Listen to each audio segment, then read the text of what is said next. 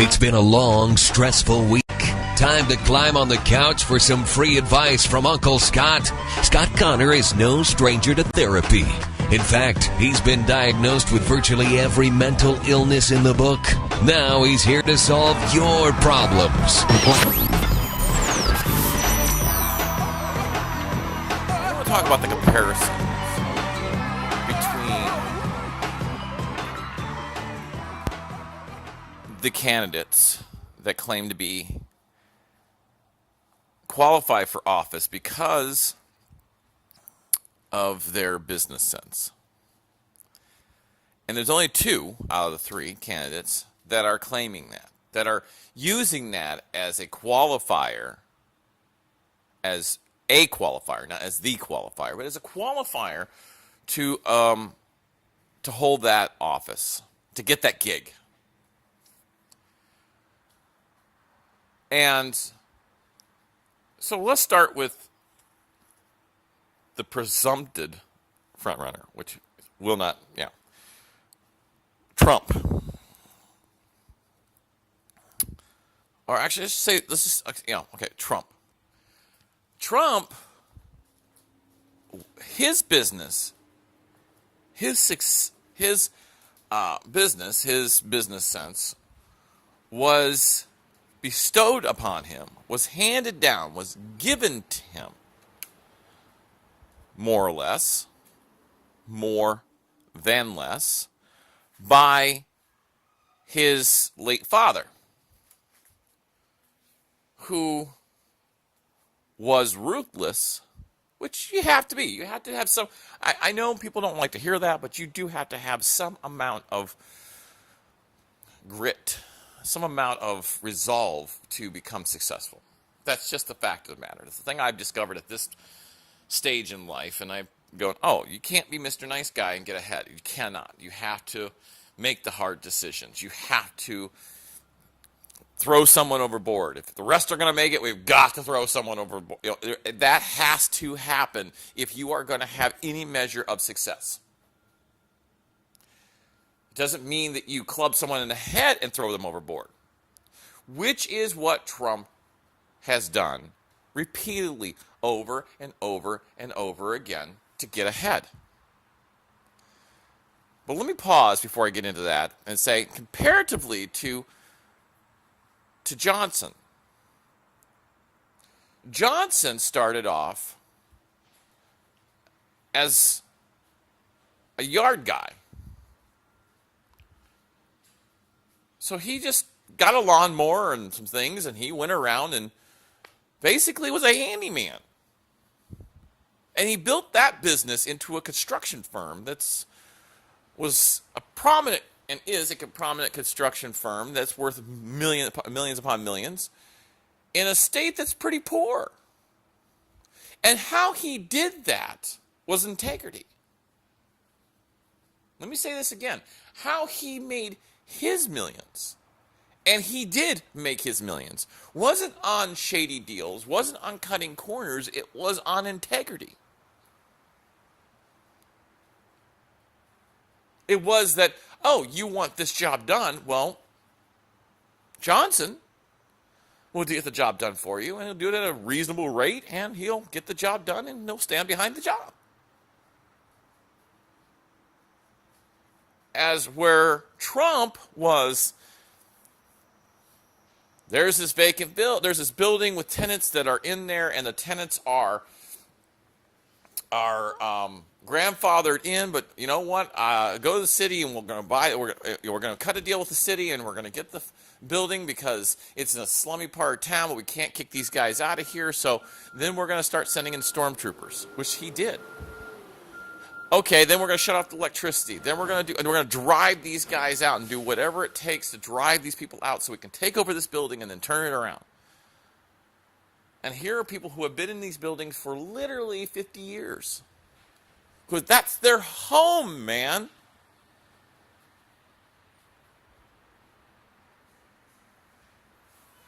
I mean, I can go story after story after story like that. We're going to go to Ireland, and we're going to take over, and we're going to put a massive hotel and facility on this beach because this beach is worth protecting. It's a beautiful beach. Yeah, so we're going to put this gigantic building and bring in hundreds and thousands of people to stomp on this beach because it's beautiful and we need to make sure we protect the beach. Well, wait, what? Well, sorry. There's no reason to have anybody here. Well, then we're going to bring in the commerce. So we're going to go to the people, the elected people, and say, hey, listen, you know what? We're going to bring all this business into you. You're going to get richer, richer, richer, and then there's other people. Let's look at that guy over there. He's owned his own farm. He owns his own cows and owns all this. And this guy is not. It's slummy. Wait a minute. That's his home. He's lived there perfectly fine, peacefully fine. His neighbors love him. It's perfectly fine until you wanted the real estate. So you came in and just stomped on the little guy. I don't know of one story I have ever, or even rumor of Johnson ever doing anything like that. Never. I have never once, in all my years of living in New Mexico, of doing business in New Mexico, of working in politics in New Mexico, yes, that is a train, I have never once heard of Johnson conducting himself in that manner. And yet, Johnson's successful. Trump gets more money, and what does he do? Well, he buys more, and then he runs things down, and he as one person, I forgot, but it's true. You know, Trump College, Trump Steaks, Trump, Trump board game, all these things, failure, failure, failure. Now, we all have failure. Success does not come without failure. I think it's Edison, and I'm more of a Tesla man, but Edison, I believe it was Edison. It said something to the effect of, you have to fail 100 times to achieve one. So I get that. I'm not saying failure is a bad thing here. Getting up is the good thing. Failure's fine. Failure is lessons learned. I won't do that again. I won't put my hand over the flame. Won't stick my mouth inside the lion. I won't stick my hand inside the lion's mouth anymore. I won't do that again. Therefore, I have wisdom, and I can share that wisdom with others. Don't put your hand over the flame. You'll get burned. Don't stick your hand in the lion's mouth. The guy's going to bite you. Don't slap a chimpanzee. Right? Did you? Yeah. I was young. So I'm not behooving someone for making mistakes. But when you have a measure of success, what do you do with it? Trump did Trump. Trump was all about Trump. Johnson, when he achieved enough, what did he do? He became a public servant. And get this, he was a Republican that ran in a Democratic state. He's a white guy running in a majority. What's the word I'm looking for? Running in a state with the majority of the population are Hispanic. In fact, technically, on the sidebar, at one time, I was working for a company, and the government contracts and whatnot were going to Schedule A something, I forgot, but it was A8 or A something, which meant that you had minority status and you got preferential bids from the government. And so I was talking, and I decided, hey, we're going to file for minority status. And my employer said, well, we can't. And I said, well, wait a minute. Now, you're white, I'm white, he's white, she's white, he's white. We got one Hispanic here, but the rest of us are all white. Yeah. Well, if you look at the population, we literally are in the state of New Mexico, we are the minority. The majority of people in the state are Hispanic. Literally, we are truly the minority. At that time, and I'm going to just shoot from the hip here, don't quote me on this. At that time, I think it was 70-30, 75-25, Hispanic to white. I'm saying this not because I was clever to file for minority status, because technically we were the minority. But, and that's a whole other conversation. I would like to talk about that someday, being the minority and actually understanding minority mentality, because try being that in New Mexico. But here's a white guy. Back to my talk. Here's a white guy. Right? Here's a white rich guy that says, hey, listen, I don't like the system here. I don't like it.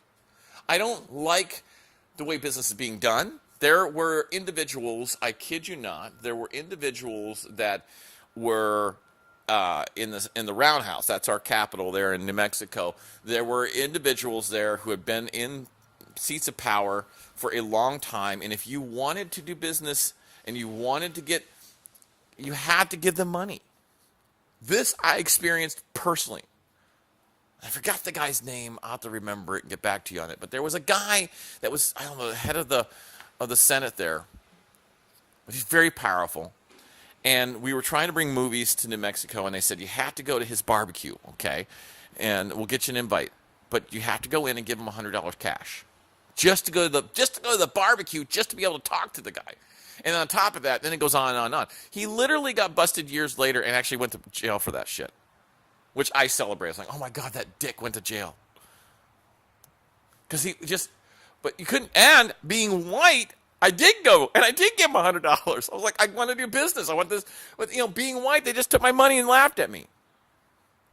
And I'm not saying this for a boo-hoo moment. I'm not saying this to slight any race, because it's not about race.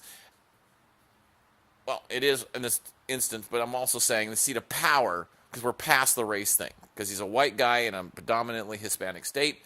He is a Republican in a predominantly Democratic state. And he looks at this and he goes, I don't like the system.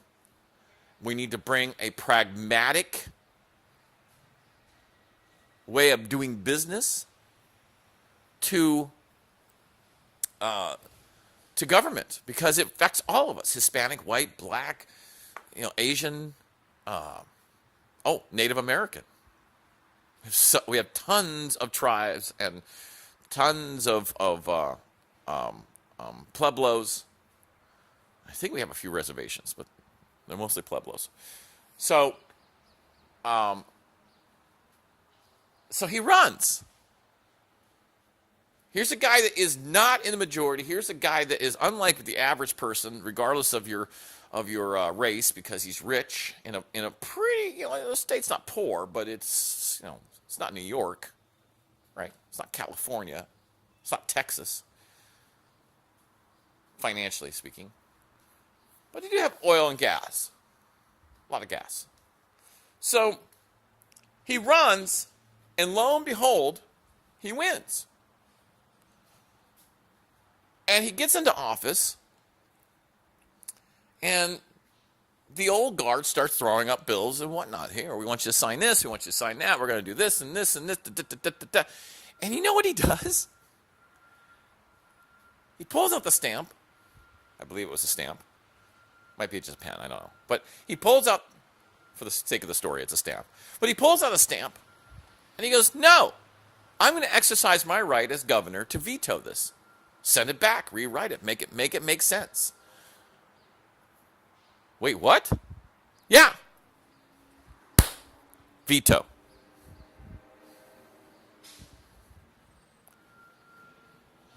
Well, you would think that wouldn't get him any friends, and it didn't.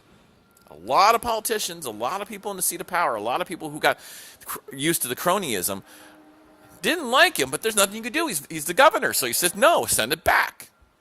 And little by little, he started to bend, he started to shape away, he started to carve away, he started to make things where the dollar didn't go back in the pockets of the cronies, it went back into the infrastructure of the citizenry. And if you do good business in government, it works. Now, I'm pretty sure I'm right about this, but I think the state was in the red when he took office. I know it was in the black when he left office, considerably so. And for those of you who don't gamble, red's bad, black's good.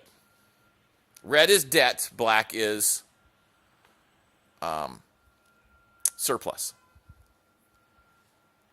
So he gets in there and does all this stuff, and you would think, oh, wow, he's pissed off a lot of people, but he didn't. Because schools started receiving computers. Roads started getting fixed. Inventive projects started to get attention, funding, cooperation. Those who wanted to come to New Mexico and do business honestly and do business that is good for the citizenry, do business that is not going to hurt the environment, you're welcome. And we're going to help you do that because we understand that good government can work if it's done in an honest way to actually benefit the masses. A screwdriver is not $200. A screwdriver is 99 cents. If you want a good screwdriver, all right, maybe $9 for a quality screwdriver. Made by a quality company that gives you a guarantee that if the thing breaks, we're going to replace it. So it makes sense. So it's not cheap. We're going to break it all the time by using it, and then you're going to have to go buy another $99.99. It's going to cost you $20. You buy one screwdriver by a good company made well for $9, and you're not buying it for $200 where the other $190 disappears into somebody's pocket, as where that was the case prior, and that's what is going on now on a national level. You say, no, it's not we're not going to do this anymore. Veto. Boom. Meanwhile, what was Trump doing? Trump was screwing people. This is a fact. Trump was having people literally hurt. This is a fact. Trump was getting people kicked out of their homes. This is a fact. Trump is going into a place like Phoenix, and I know this as a fact because I was there and I did fight Trump.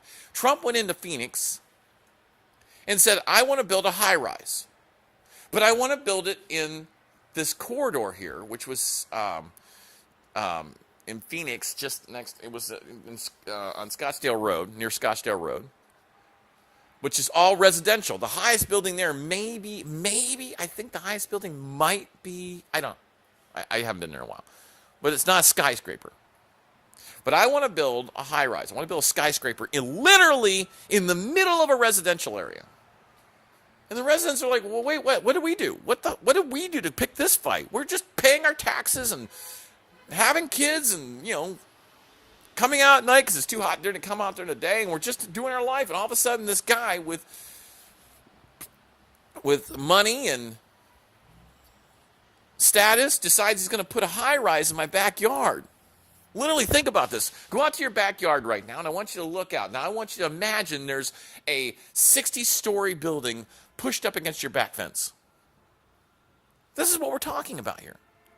And this prick, and he was a prick then, I said, I'm going to do it. I don't care if that's Bush, but I'm going to do it.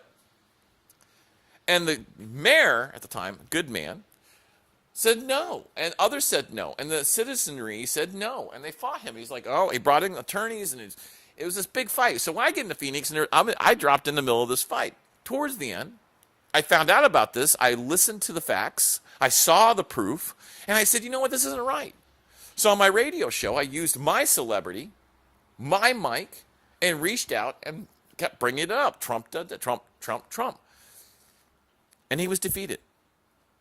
Because he could have used that. He could have taken that same high rise and moved it less than a half a mile down the road, and it would have been zoned for that. But instead of that, instead of working with the people, he came in and just wanted to say, I want to put it here, like a petulant child. This guy is a petulant child. What did Johnson do with his business? Integrated it and blended it into the tapestry of his fellow New Mexicans.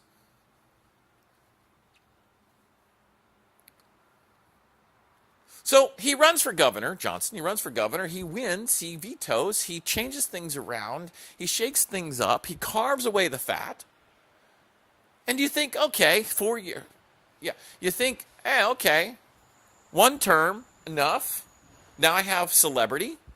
Now he is a celebrity, and you can market that. Once you become celebrity, you can pretty much make a living on that. Not that he needed to, but now he could utilize that as many people do. They'll run, they'll become a member of government, and then they're going to go back into, and they'll use that for they'll use that celebrity of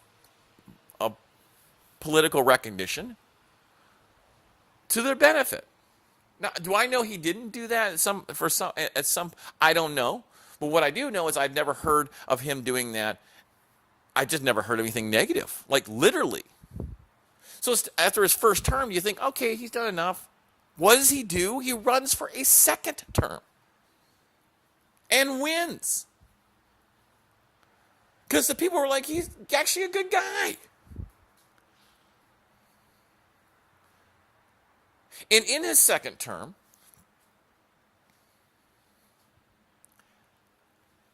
what does he do? He's the only national politician at that time to say, listen, we've got a problem in this country with drugs.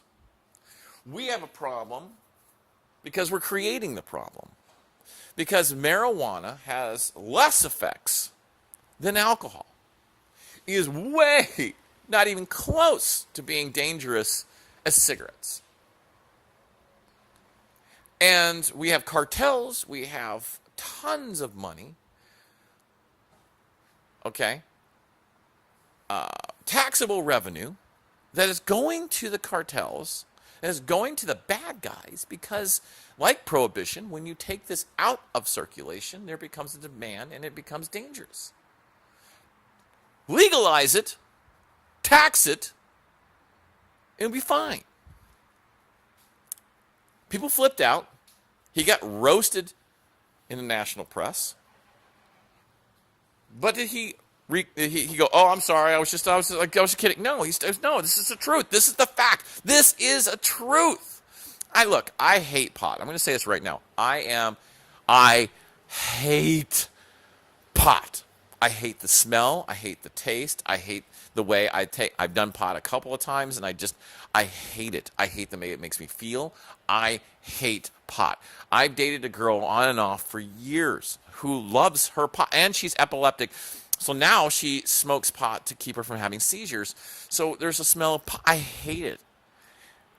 We have arguments all the time. I'm like, when you smoke it, go to the window, blow it out. I don't want that smell in my house. When you do, I need you to go brush your teeth, because I hate pot. To me, it smells like ass.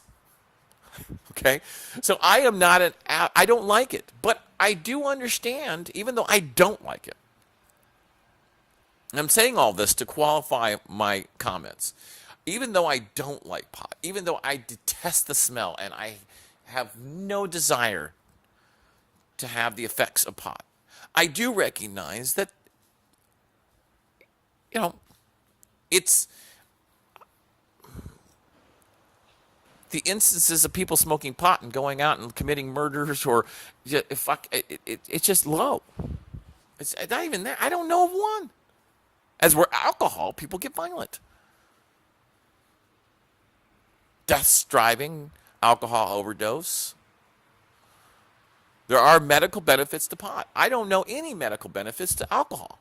I really don't. Somebody pointed it out to me. A medical benefit. Hey, you have this ailment, drink. Drink this poison. And that is what alcohol is. It's fermentation. It is rotting. It is poison. That's what alcohol is. You don't get alcohol without fermentation, which is, again, look it up. As where pot, you just take the plant, you pick it, you dry it, you smoke it. But it does have medical benefits.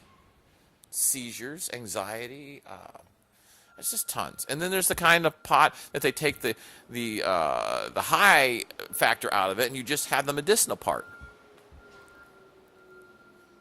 But going back to Johnson, he goes, hey, listen, I recognize all this. I understand this. I have an educated, amount. I have been governor for a long time.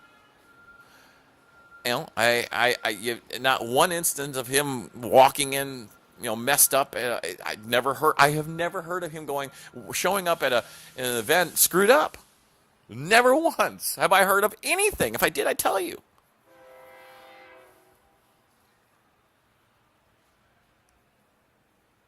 As we're Trump, I don't know what Trump does, but I do know he's an asshole. He's an ass to people. He's belligerent. He's just a bully.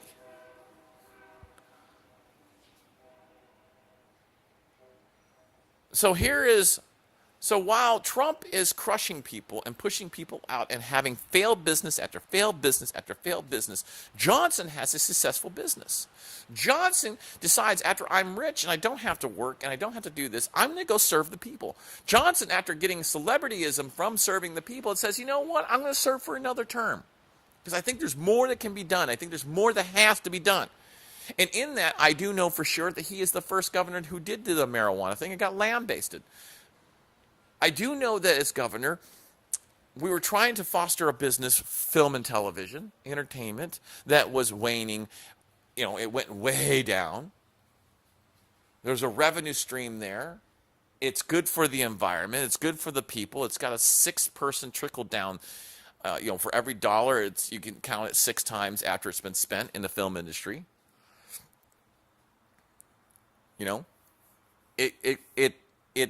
It's literally bringing an industry, businesses and jobs to an area without destroying it. It's not buildings. It's not leaving waste like some kind of factory. It's not chewing up resources like a factory. It's not. You don't have mounds of. You don't. It's film. You come, you shoot, you go. You come, you shoot, you pay the landowner some money to just shoot in their backyard, and you go. So, long story short, the head of the union there and a senator write the bill, try to pass it through, and the governor's like, yeah, I'll sign it. Prior to that, by the way, I went to the governor years before that and was like, I'm trying to foster film. I'm trying to bring a film industry here. I'm trying to bring a picture here to jumpstart this. Would you sign a letter? And you know what he did? He literally, for years prior to this bill being passed, he would write a letter, I think every 6 months, because I would go back every 6 months to get it renewed. He would write a letter in endorsing me as an individual, as a representative of New Mexico, going out and saying, hey, he's doing something good for New Mexico, and I support him as the governor of the state. So when I walked into a meeting and I gave them a copy of this letter with a gold seal on the top and my name, Mr. Connor, scratched out and my name handwritten at the bottom, Scott, and it literally, no one's ever seen that before. So when I walked into Paramount and when I walked into meetings, I said, hey, this is part of who I am, and I have the full weight of and support of the governor of New Mexico. You come to New Mexico to shoot this thing, you're going to get a lot of, you're not going to see a lot of hurdles. Because you don't need to have hurdles. It's a victimless industry. And so when the bill came up and they said, listen, Canada's taking all this business because they have all these incentives. And if we want to compete, we need to do that. So what did he do? After listening to it, after having it presented to him, he signed it into law. He signed the first film finance and incentive program in the country into law. Before anyone else. So right now, here's a guy. Oh, and I have to say this. I actually had an idea. I went to him probably, I want to say 4 months or 5 months, 4 months or so, something like that. I went to him before the end of his term. And I said, hey, I have an idea about insurance, auto insurance. And I have an idea that would literally drastically lower the average person's auto insurance based on usage, not overall. Because my argument was, why does a woman who owns a car pay as much insurance as I do owning a vehicle, and I drive 10,000 miles a month, and she drives 100 miles a month. Why are we paying the same amount of insurance? And I came up with a solution on how to regulate that in a user's manner. In other words, it's not the government, it would be the user. And it would also create jobs because it would get, because in New Mexico, it's got a very high rate of people who aren't insured. They're just not insured. Tons of uninsured motorists. But this way, they would have to pay to utilize their vehicle because it's a long thing. But I went to him with this idea. It was well thought out. I actually went in and was like, these are the numbers. This is what I think. And I think if it started an industry, it would create jobs and it would help the average person because it's on usage. I mean, I also own, I think, 2 or 3 vehicles at a time. I'm only driving one. Why am I paying insurance on 3 vehicles when I'm not using the other 2? That's the other thing. So it's not just about me driving X amount of miles and I would have to get taxed a lot more. It would be, hey, I'm actually saving money because I'm not being charged for these other 2 vehicles I'm not driving. They're not being utilized. So I went to him and I said, I went to him and I sat down with him and I said, this is my plan. And he listened to it and he goes, that's a good idea. We had something. I actually had an idea that was very similar to that. And I said, well, what do we do to start this process? He goes, I can't because I'm out of office in a few months. So anything I start will not get finished. Instead of telling me what I wanted to hear, instead of going, yeah, let's go get it, like an average politician, he shot it straight with me. Dude, I think this is a great idea. I think there's something here. But to be honest with you, I'm not going to start something that I cannot finish, or at least get off the runway to where somebody else can take it and finish and take it across the goal line. Because it's not going to happen. Because the next guy's going to come in, he's going to shoot all my things down that aren't already in law. And, great idea, Scott, but there's nothing I can do about it. Did you hear what I said? Here's a guy that, as where the average politician would smile and shake your hand and say, yeah, let's get on it, knowing that there's nothing that can be done, but telling me what I want to hear, like the average politician, he shot it straight with me. And that's what Gary Johnson is. As where Trump goes in and tells people what they want to hear, and the moment he has control, he does what he wants. See the difference there? So when Trump leaves an area, it's pretty much ravaged.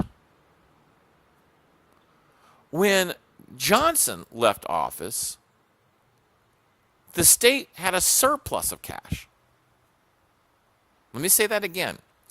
When Johnson left office, the state of New Mexico had a surplus of cash, had the beginnings of a very viable, and I know it waned at the beginning, but we got shows like Breaking Bad and successful things. People made a living, and it started an industry.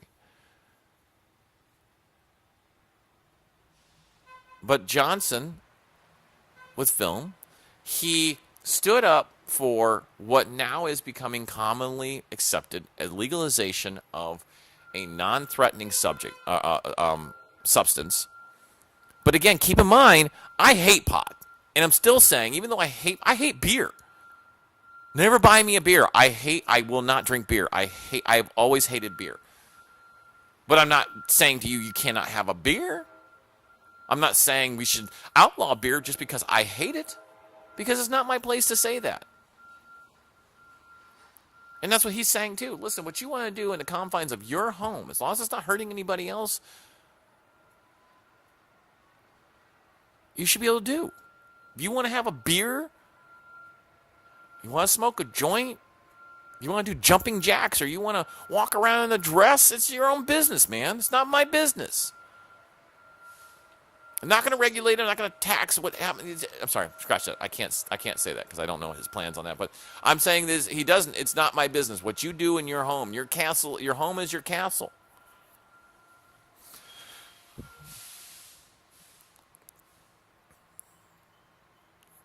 Think about that. Now, where Trump is, I'm going to send stormtroopers and we're going to knock on your door and you need to tell, we're going to check everything. We're going to do this, this, and this. Now, before you jump and make the leap to national security, because you're thinking, well, no, hang on. Slow down. Think about it.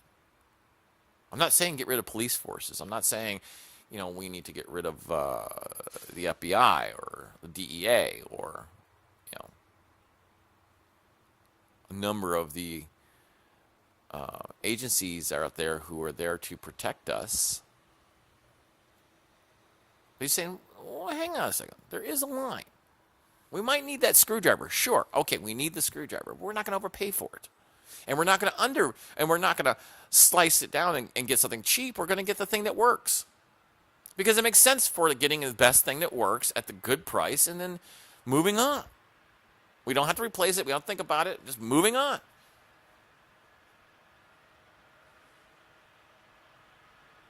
So, in conclusion, we've got two guys running that part of their stated qualifications is, listen, I've run a successful business that has integrated with the local economy, that has ingratiated themselves with the populace. Look at all the failed businesses. And not just because, the economy dropped out and it failed. Or, shoot, something happened and it failed. Or, hey, that was my first business and it failed. A couple of my first businesses failed, but now I have this track record of success. Trump literally leaves a wake of destruction in his path. And people are starstruck by him, going, oh my God, it's Trump, and oh my God. Well, why are you oh my Godding? The guy has literally kicked people out of their homes. He has literally bullied people. He's literally shut the heat off on people in the middle of the winter. He has done all these horrible things. The guy is a bad fucking dude.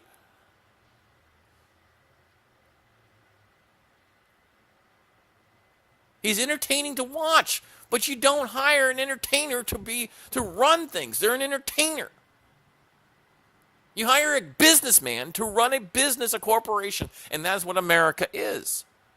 If you run it like a business and you go, well, listen, we need to show a profit at the end. We need to build a good product, and we need to stand by that product, and we need to do that. We need to build roads. We need to do them at a right price. We need to do infrastructure. We need to have a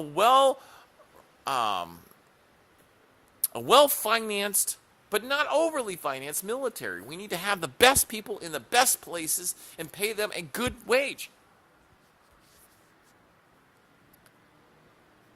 But we don't need to overpay them.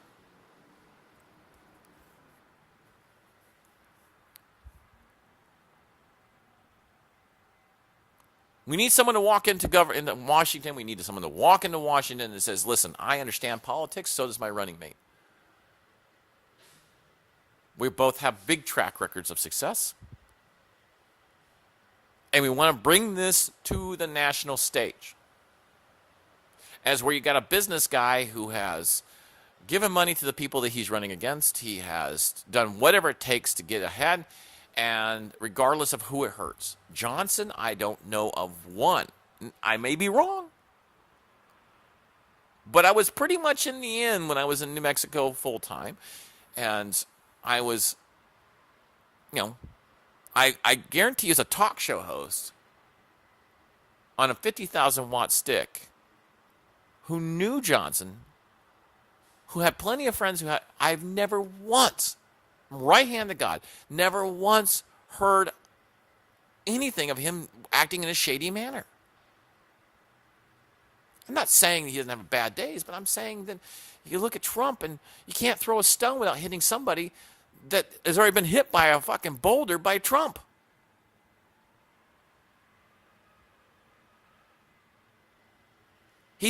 Trump is a bully. And as Bill Weld has said, he's a huckster. In a bad way.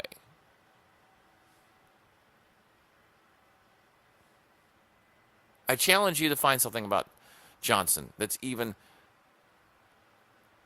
close, even in the same part of the country as what in a bad way, what Trump has done. In other words, I'm saying that I just have never heard anything. All I've heard is that Johnson's a fair guy. Oh, by the way, when Johnson got out of office, when he was out, when he was out of office, not got out, when he was out of office, did he go? Did he go around and profit off from his celebrity? Maybe he didn't privately. I don't know. Maybe he can't help. But I have never. He kind of disappeared. Like he literally, and then his wife got sick. She was a very nice lady, and she passed. But he just, and then what did he do? What did he do? He bettered himself. He said, "You know what? I need to find meaning. I need to go do this thing. So I'm gonna go climb a mountain." What? What are you gonna do? I'm gonna go climb a mountain. I'm gonna go to the Himalayas. I'm gonna go here. I'm gonna go there. I'm gonna go climb a mountain. I'm gonna run. He was an avid guy who's like, you know what? I'm gonna keep pushing myself because I know I can do better. I can do better. I can do better. I can go run. I can go run a marathon. I can go do an Ironman. I can do better. But you're governor. You're in a swimsuit. You look silly. I don't care. I can do better. And because I can do better, you can do better. Okay. What has Trump done? Take me to my helicopter. And I'm not saying, hey, listen, if you got hundreds of millions of dollars, you shouldn't have a helicopter. I'm not saying that because, sometimes it would make sense to have a helicopter to get from one place to another quickly because you are doing things. I get that. I'm not behooving somebody for actually having the money and actually getting a helicopter. I'm not saying that. But I have never heard once of Trump running a marathon. I don't even think Trump's ever been on a bicycle in the last 30 years. Is that a qualification for commander-in-chief? You tell me. So in conclusion, you have a guy who's a self-made multimillionaire who, instead of sitting back on his money, decided that he's going into public service. And when he was in public service, he did not play by the old guard's rules. He went in, utilized his gavel, and again, I don't know if it's stamp, gavel, pen, whatever, his veto power, and said no, and did more vetoes than all the other governors and all the other states combined. And he shook things up, and when he left, he fostered a few industries, one being film. He opened his office once a month. I'm not kidding. Once a month, he would open his office and anyone could come in and talk to him. You just had to schedule the appointment. Let me say that again. He opened his office to the people. I think it was like every Thursday, every third week in the month on a Thursday, something like that. He would open his office and you can come in and talk to him for 5 or 10 minutes. And then he would set his staff on doing stuff. He'd like, oh, this person's having a problem with their taxes. This person's having an issue with this. This person has an idea. Let's get on that. Let's see where it's at. How many times has Trump opened his office up and said, hey, I'm sitting on a stack of money and you can't pay your electric bill or you're having these issues or you got an idea. Come on in and talk to me. I don't know that he ever has. So when Johnson left the office, he left office with more money in the kitty than when he got there, better roads, better education, financed computers for schools, industries that were fostered, and not one scandal. As were his successor, that's a whole other bag of can. His successor was a horrible man.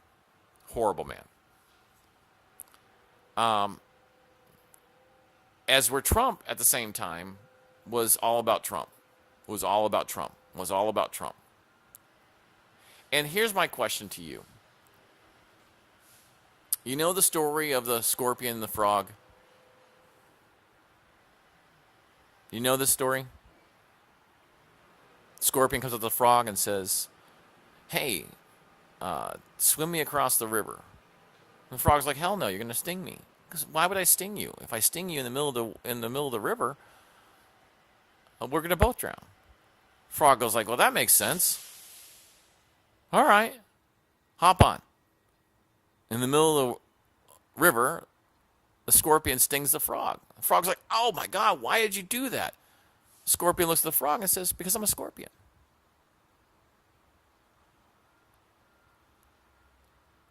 Trump has been Trump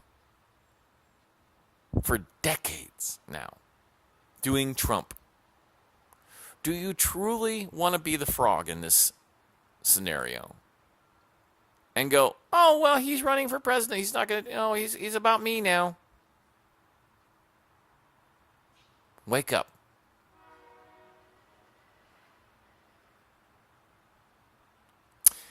And that's my summation